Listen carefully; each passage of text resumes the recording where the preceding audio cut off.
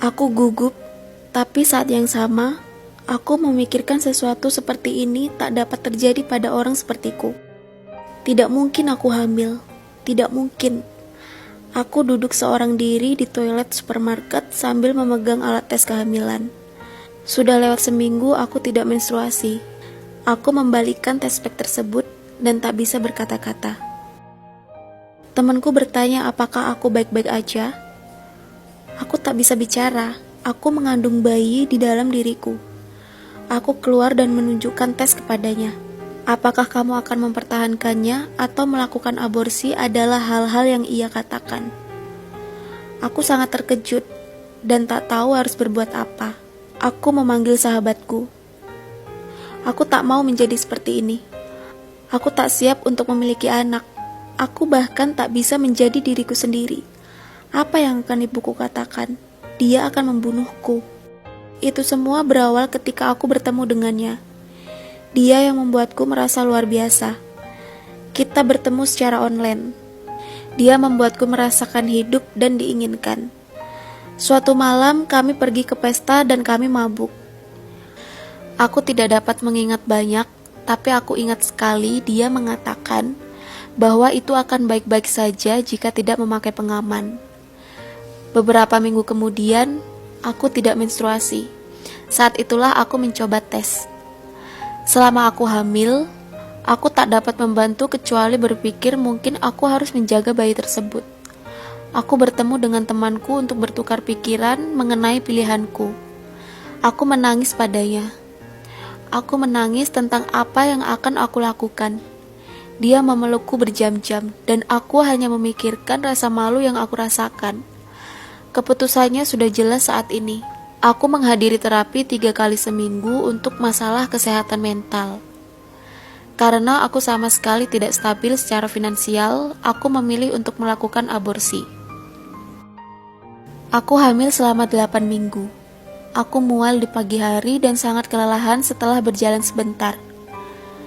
Keluargaku tak tahu kalau aku hamil, berpura-pura bahwa aku baik-baik saja dan tidak membuat itu baik. Tekanannya sangat buruk. Aku pulang dari kuliah dan hanya menangis. Aku tidak bisa menahan lagi dan memesan janji dengan dokter di klinik aborsi yang jauh. Aku tahu apa yang aku lakukan akan berat, tapi aku tahu itu akan sangat menyakitkan.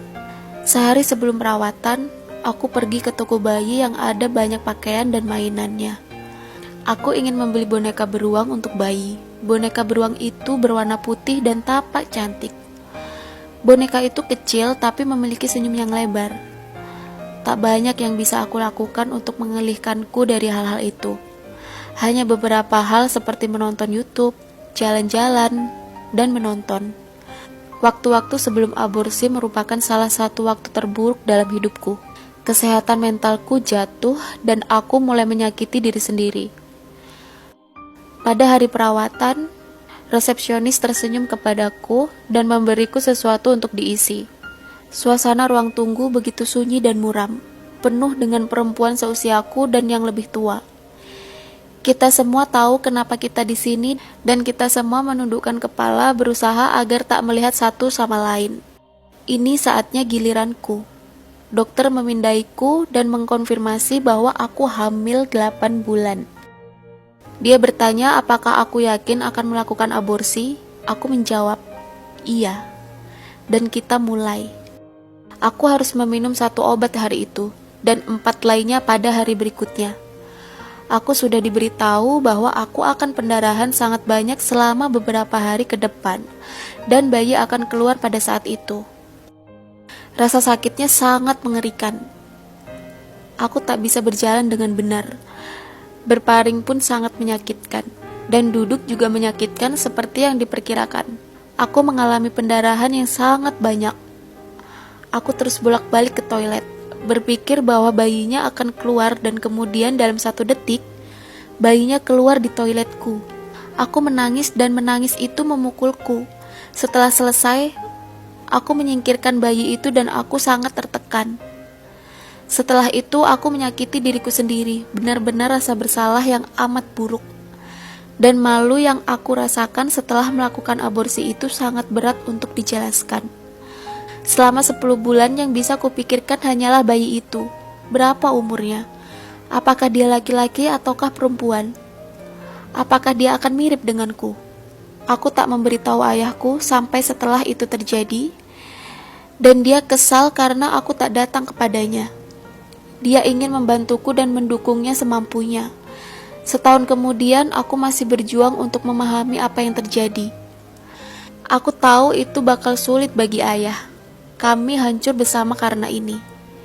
Itu payah, tetapi seiring waktu aku telah mampu mengambil langkah mundur dan berpikir. Ada hari-hari ketika semua yang aku lakukan hanyalah menangis tentang bayi.